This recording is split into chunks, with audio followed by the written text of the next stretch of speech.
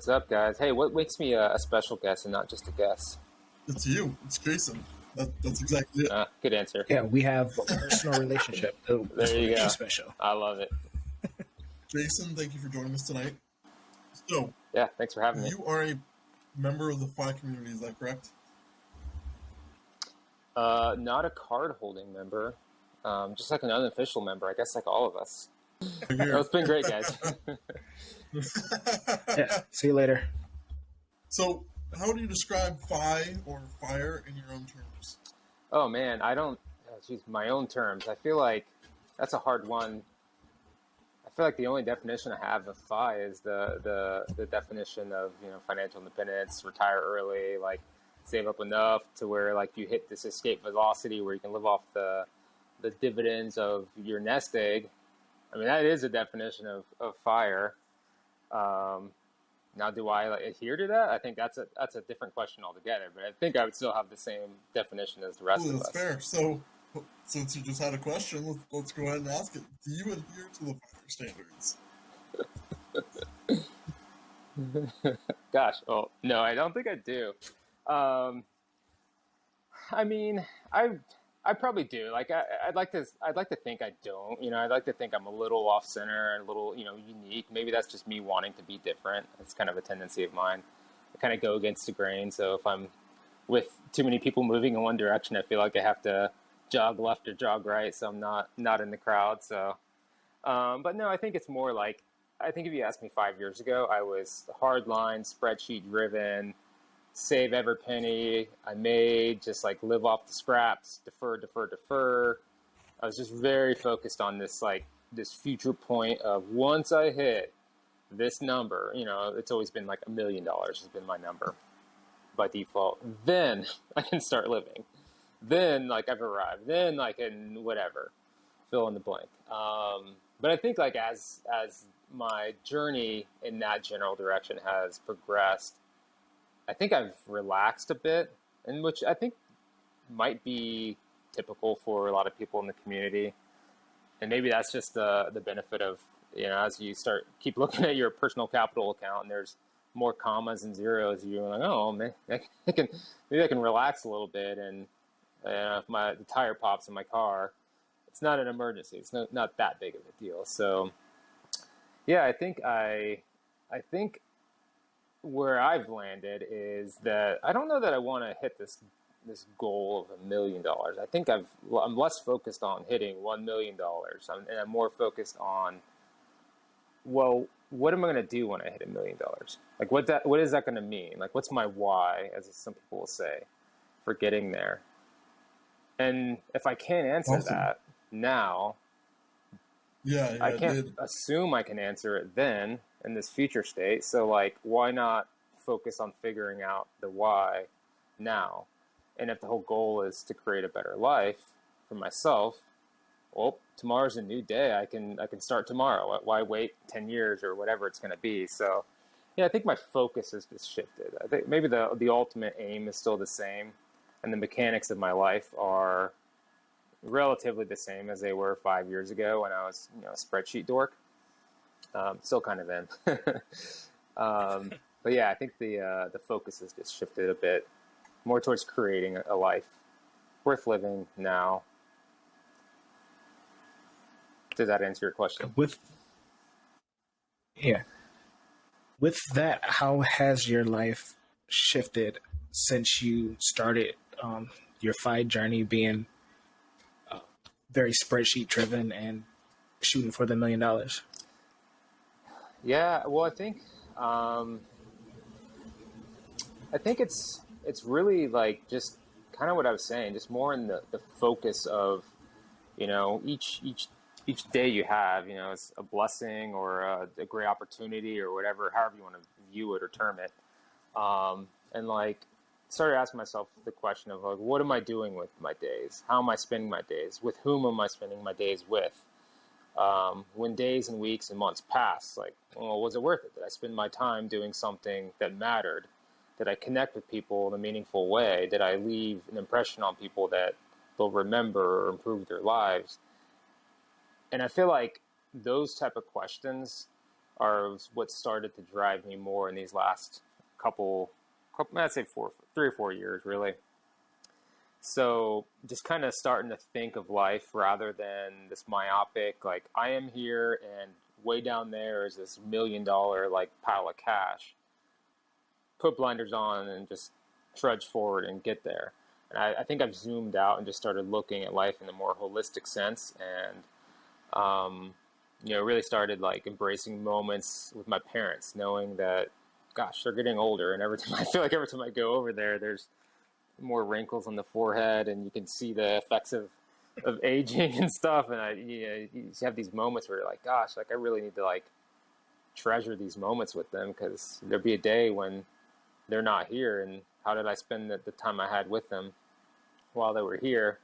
And yeah, so I think that's what's changed. Just maybe a little bit of a softer approach to life, rather than this rigid, spreadsheet-driven, money-focused approach. Yeah, I think, a lot of us forget that we die, right? Yeah. So true. Yeah. And really it's, a lot of the driver behind a lot of my new thinking has been just the fact that money solves some problems, but money doesn't solve all problems. And for every problem it solves, it creates 10 more problems. Just ask, there's mansions upon mansions, just like in the hillsides around LA and Hollywood and West Hollywood, people who have everything, millions of dollars, screen time, fame. They can't walk down the street with people like hanging on them, wanting photos, whatever, but they're unfulfilled, they're unhappy, their suicide rates are higher than the average people. So like they have it all, in a sense, but what they don't have is a life that they've scripted, and a life that they've wanted, largely speaking, but I think the point being is that money, sure, if you're living on the streets, money can fix some serious problems for you. But if you are, beyond that, once you hit a certain amount and you can put a roof over your head, put food in your mouth, and cover maybe some basic emergencies, beyond that, money buys you not much additional happiness or fulfillment beyond that point. So really, we need to find a different way to fulfill ourselves. Do you have any possible ideas of how to find that way to fulfill yourself? Well, I think I said earlier, kind of starting with why. I think there's a dozen books kind of all along that same premise of just beginning with the end in mind, or starting with why, or defining why, or it's the same idea, kind of just repackaged in a couple different ways. But oops, sorry, dropped the phone. Yeah, I think just the idea of beginning with an end in mind, like being able to define a goal, like what do you want out of life? Like answer that question. That's a really important question to answer. If you can't answer that one, even if it's just like bullet point form, just loose broad ideas of helping other people, building relationships, raising a awesome family, traveling, being adventurous, like if you can't kind of bullet point some big ideas of what you want out of life, I think that's a good place to start. Or else you're just kind of, just this aimless thing, just kind of just trudging forward in this trajectory of somewhere, and then along the way, someone else is going to define what success looks like for you. Someone else is going to put another carrot in front of you, and like you're going to find yourself, well, like I don't know, what do I want next? Well, I'm a manager, so I guess I can be a senior manager. Well, that's a goal. That's the next. That's forward. That's progress. That's something. But is it where you want to go? Like it's a life, but it's maybe not a life that has design or intentional design to it. So that's kind of where I started. I kind of, this is kind of weird, but I years ago, like I met this guy. I was rehabbing a house. It was like a little flip, and this old guy next door would like always come over and bring me coffee and stuff. His name was Ed, And so I'd always sit down and talk to him, and like, it's just really shocking the perspective he had on life. Being, I think at the time he was like upper 70s, but it was so weird sitting there talking to him, like getting a lens through life that wasn't like from where I met forward. It was like relating to a dude that's 50 years ahead of me, or whatever it is, 55 years ahead of me, and now looking backwards. So like there's like this big gap between where I was in my mid 20s and him in his upper 70s, and I haven't yet experienced what he has, and he can now look back on it with regrets, perspective, wisdom, and all these things that I didn't have. And so like I found myself, it was just such a perspective shift for me, and I found myself in kind of months and weeks after that, those interactions I had with him during that time, thinking like to myself, what would Ed do? What would Ed think? And it just kind of became this like little like mental device I used to, I don't know, help me process decisions. And then that, what would Ed do, eventually kind of morphed into like, what would 70-year-old Jason do? And so like I kind of just started, like I almost embodied future me and like introduced future me into like current decisions. And I kind of think that gave me like a more macro view of life, where I guess I kind of just started thinking about things in a more long-term sense. And gosh, what are we even talking about? Sometimes I just start talking. It's fine. We're defining our purpose in life. Yeah. Yeah, I mean, like, I understand, you know, because, like, I think one of my biggest fears is getting to that age and or on my deathbed, and then realizing Yeah. looking back, I wasn't living the life that I always wanted to live, right? And having, like, your purpose not feeling like it was fulfilled, which, you know, that it happens, right? Like, it happens to people all the time. Right. You know, I heard So, recently that they interviewed like 1,000 people on their deathbed, or I don't remember what the actual study was, but like the distillation of the study was that people in that those last years of life, they look back on life and with much more regret on the things they didn't do rather than like excitement for the things they did do. So it's always, I didn't take this chance. I didn't start this business. I didn't, you know, like pursue the relationship with my son. So, and I think that's like that hindsight's really powerful to know. It's like right now, like we're in the driver's seat and we have the opportunity to like actively engage in creating memories and, you know, pursuing things we want to do and opportunities. And oftentimes those things come with money, you know, adventures cost money. Memories cost money, you know, fun dinners with your friend, celebrating something sometimes cost $100, you know, and if the spreadsheet and the bottom line is driving our decisions, you know, we're kind of, without realizing it, you know, kind of doling life a little bit. And my fear is that we'll hit a point when we look back and think, gosh, what did it even matter that I had $1.1 million and I could draw down 4% and cover my basic bills?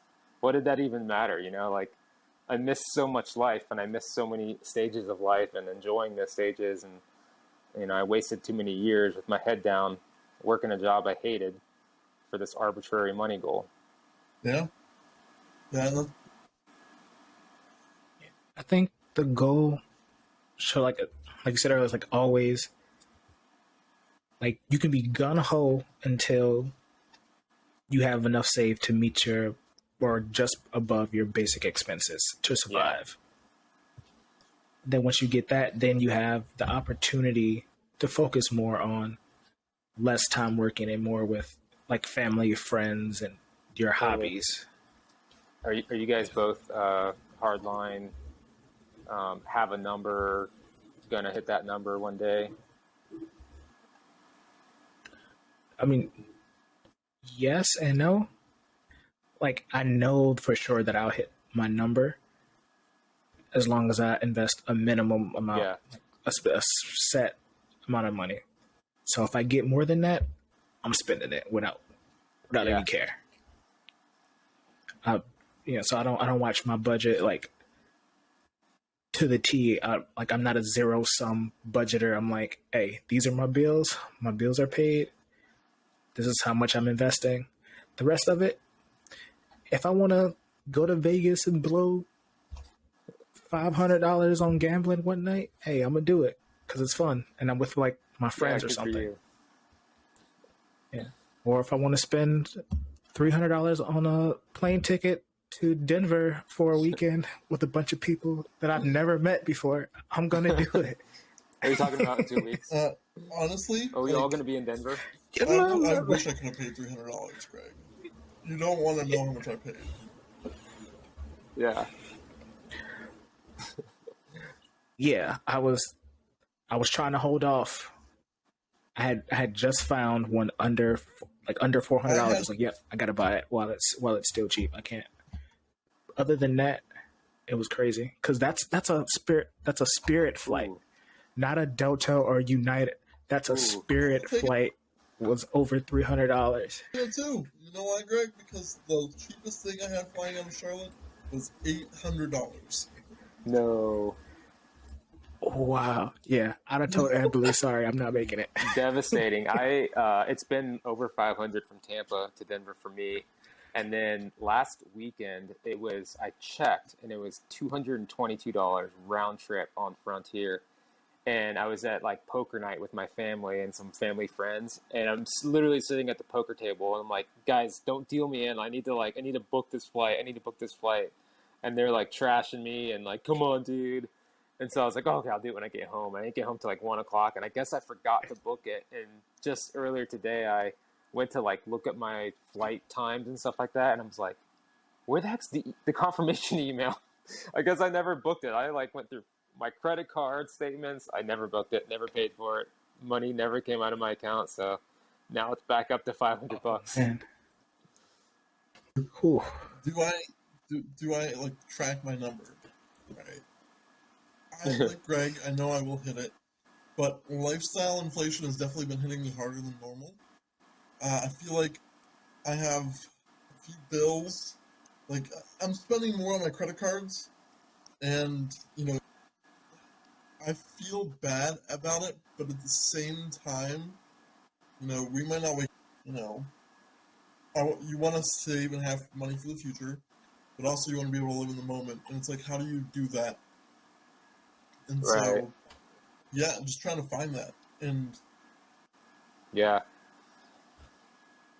Let me ask you a question. Do I'm sure you know your current net worth, and I'm sure you have your number. Like, have you plotted out the time between now and then and knowing 9.2 years I'll hit my number? And do you feel that you are kind of stuck to that time frame? Like, okay, in 9 years I need to get there, or whatever the current calculation is? Honestly, I've never done that, right? Like I've never said like in 9.2 years I'm gonna hit 5. I was like, 10 years from now, whatever it might be, right? Like, and now it might be sooner if I get my credit card spending under, not paying for $800 tickets to Denver. But yeah, on the other hand, it might come later. Accepting that and allowing yourself to not feel bad for enjoying life a little bit more should also be there too. Yeah, totally. I've said to a few friends, probably maybe even you, Austin. I feel like I remember having this conversation in Denver last year with someone, maybe you. But like, you can calculate it down to the month, and project out like how much I'm earning assuming an 8% return, where my current net worth is, investing X amount per month between now and then. Assume I get 3% raises every year. I can retire in 5.7 years. I don't know. It's pretty. There's like 12 calculators like that online. It's pretty easy to kind of calculate that time frame out. But I feel like the negotiation I always have with myself and like other people in the FI community I meet is like, what does it matter if you blow some extra money this year, take the trip to Iceland, do the things you want, but that pushes out your retirement from 5.7 years to 5.9 years. Oh crap, you know, an extra 3 months of work or whatever that is. Like, does it really matter? Like, would I rather live out a killer 7 years and then retire, or have a really restricted and restrained 5.7 years and then retire? Like, why waste, you know, why waste so many years to get to this end point when you can just enjoy all those years and then just make the end point, you know, death? I don't know, not to sound too morbid, but like, just set out to, like, you know what, I'm just going to enjoy my life, you know, and have the guardrails. I think it's cool to start out. Maybe I'm backtracking a little bit on my philosophy that I'm making up on the fly as we go, because it's not really philosophy. But maybe it's cool to start out, like, you know, really in the numbers and really understanding the mechanics of time value of money and how it all works, so you can kind of like assemble like guardrails almost, you know, like, no, like, I kind of need to like put away this much of my income, and if I do it in this perfect way, then I can retire when I'm 40. Cool, that's a starting point. Now you like have a default goal and a bunch of, you know, accompanying knowledge, like what a Roth IRA is, what these different account types are, how they kind of stack together and give you tax advantages, some now, some in the future. Once you kind of understand some of those basics, and then you can kind of just let loose a little bit, you know, and like, you've got your guardrails up, you kind of know generally what you need to do. You know, you know, don't spend all your money and max out all your credit cards, and you just end up like the average American. But, and then let loose a little bit, and like, not worry so much if you retire early or just early, or maybe you just retire normal. But if you kind of like found your way into a life that you just freaking love so much, who cares if you work till 60, you know? That's kind of my stance. So I'm kind of fi, kind of like, anti-fi. I don't know. Yeah, I understand. You know, like, you know, live on a beach for like a week or two and just surf, right? Just nothing but sun, waves, and yeah, just having a good time. And you know, like, we shouldn't also put Yeah. ourselves in those boxes of saying like, Yeah. if this doesn't happen, I'm going to be so distraught, because, you know, life changes all the time. The one constant in life is change, and where I am, where you are, where all of us are today might not be where we are tomorrow. And that might be okay, right? We might be happy with that. But I think, you know, we have to allow ourselves to be able to have that change and to let it into our lives. Yeah. Sorry, didn't mean to turn this into a therapy session.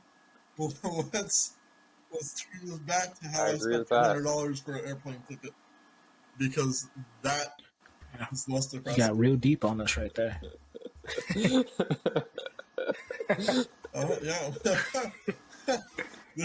I mean, as Jason remembers last year. It's all right. We'll make it worth it. Oh, you're not ready, Greg. You're not ready for what is going to happen there. Oh, gosh. Trust me. See, no, I'm excited for this. I'm not even saying anything. I'm just gonna I'm just gonna let you fear the situation, Greg. Sorry, we could talk about that after the show. But, you know, do you think that the community as a whole focuses more on hitting that number instead of learning to enjoy their lives? I think as a whole, yes. I think there's big and growing pockets that are kind of thinking more along the lines of all of us here. And I love that. You know, if I had a megaphone and I could stand on top of like Financial Independence Hill and just like scream a message out to everyone and wake everyone up, would be, you know, like, stop focusing so much on the numbers. Focus on the numbers, but not so much. Like, I think it like, and really for me, it's like, it's not that numbers aren't important. It's not that all this knowledge we have, you know, tax loss harvesting, you name it. You know, we all kind of can rifle off more personal finance knowledge than the average bloke on the street. But it's not that that's not important. I think it's just like a matter of priority for me. So it's not supremely important. It's not the most important thing. It's important, just less important than building a life worth living, less important than relationships, friendships, family, whatever, less important than, using your days for good rather than, consumption and whatever else we do by default. Yeah. I mean, one of the things that I will say is, when I was new to the fire community and much like, this is my life, right? Like that, this is my end goal and I'm going to hit it, and it's numbers, numbers, numbers. I'm going to save every single penny. And then I hit a point, man, and I got burnt out, and I realized that it wasn't sustainable to keep on doing that for me, right? It might be for other people, but I knew that for me, I couldn't keep going like that. And it took like a year to recover from it, man, because like of how hard I was saving a goal, some might say, because you're no longer having to worry about work. But I don't know, it just wasn't worth it to me. Yeah. Y'all are gonna have to lead this conversation because I guess I can't. But Jason, I mean, what kind of You're a deep guy, Austin. No, I feel you.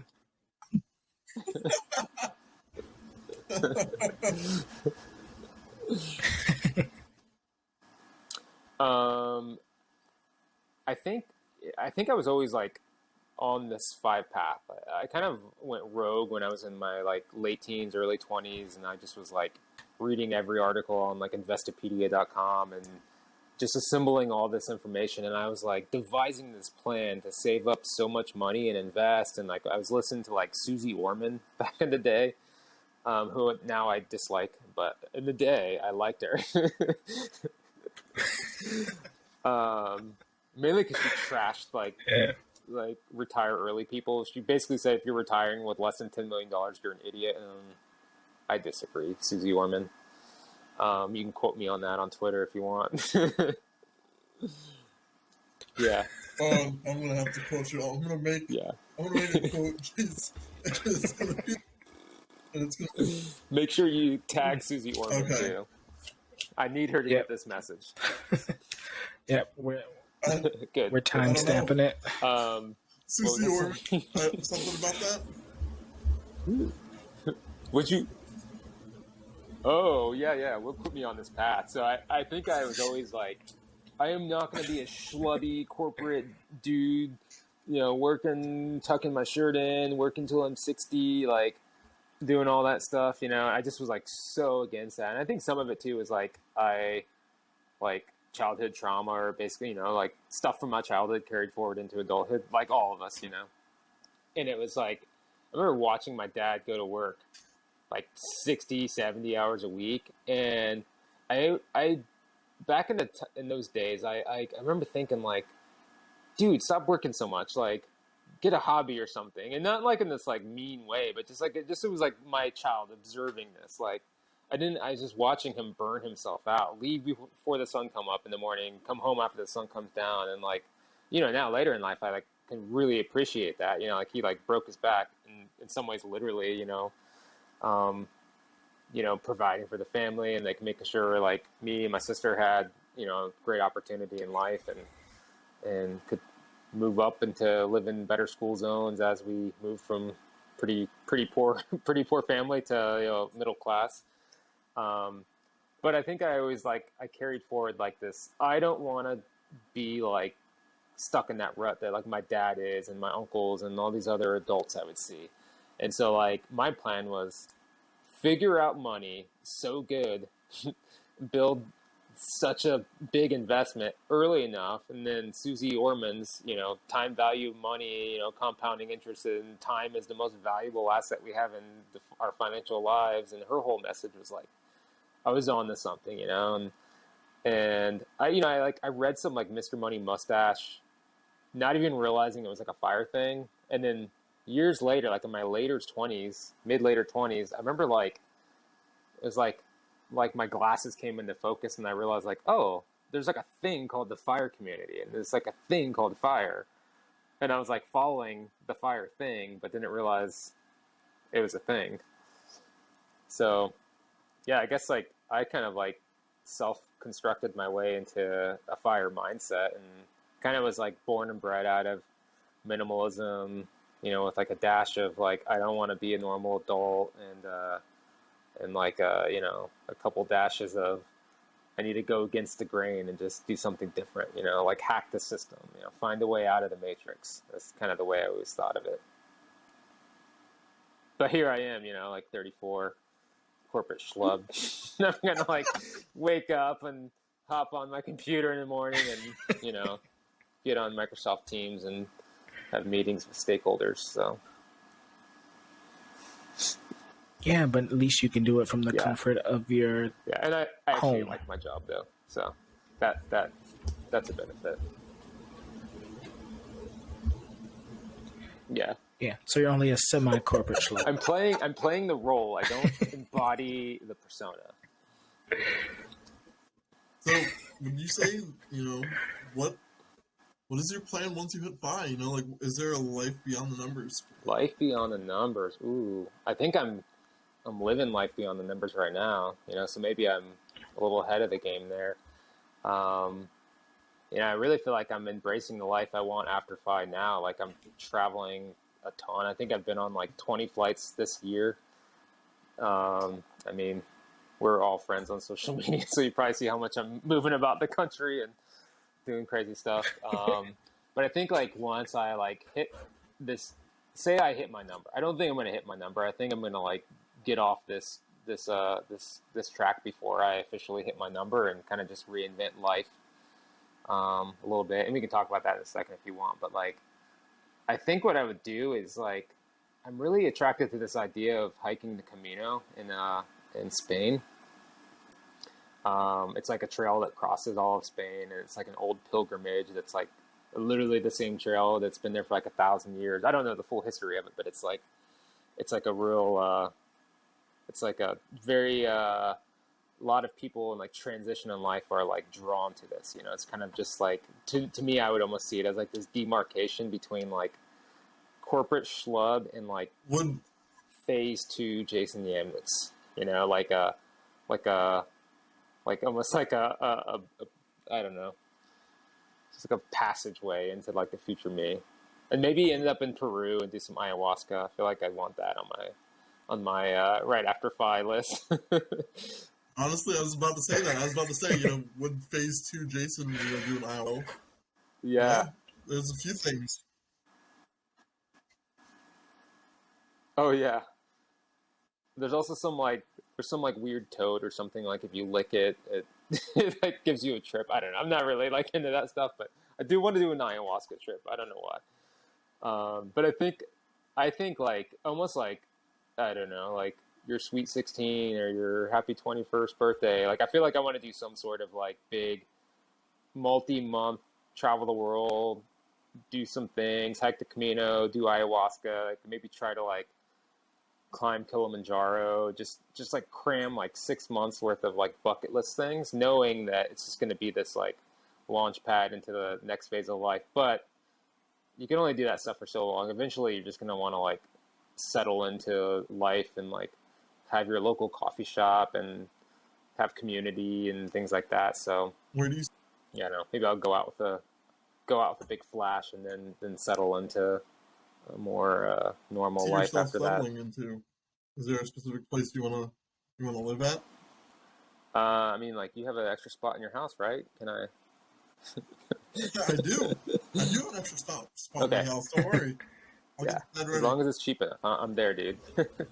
No. I'll give you like, you know, can you afford $500 a month? Make it $450 and we have a deal. 500 with utilities though. Oh, okay, yeah, deal. This is a verbally binding legal agreement. I think that's how it's. Joke's on you. I got a good tenant. No. Real answer is I don't know. I really don't know. I think your question was geographical, where I see myself settling. I don't know. I mean, it could be geographical. It doesn't have to just be geographical. Yeah. Where do you see yourself set? Yeah. Philosophical. No, I think I see like phase 2 Jason looking more like a little more like expanded. I know it's a very vague answer, but like a little more focused on like creating. What that looks like, I don't know, like a podcast, a book, books, podcast and books, you know, it kind of seems like those things go together nowadays. But I just feel like I want to contribute something. I feel like if I have a natural like inclining of a gift, it's like a gift for like synthesizing ideas and perspectives and turning them into like stories and ideas, you know, and I feel like I'd like to really lean into that a little harder than I do now, when I'm not so constricted by, you know, Microsoft Teams and Azure DevOps and all these corporate things. Jason, we appreciate you coming on the show tonight. Hopefully we get to have you back, and I know we are going to see you in Denver here in a few weeks. Yeah, looking forward to it. Thanks so much for having me, guys. This was a lot of fun, unscripted. We didn't know where this was going to go, but I think it went somewhere fun. So happy about that. Yeah. Had a little mini therapy section. It's fine. I missed therapy for this week, so I had to get it in somehow. But this has been Life, Love, and the Pursuit of FI with your host, Austin Colt. And Greg Gaskin. And our special guest, Jason Yamnitz. Thanks so much, guys. Thank you, Jason, for joining us tonight.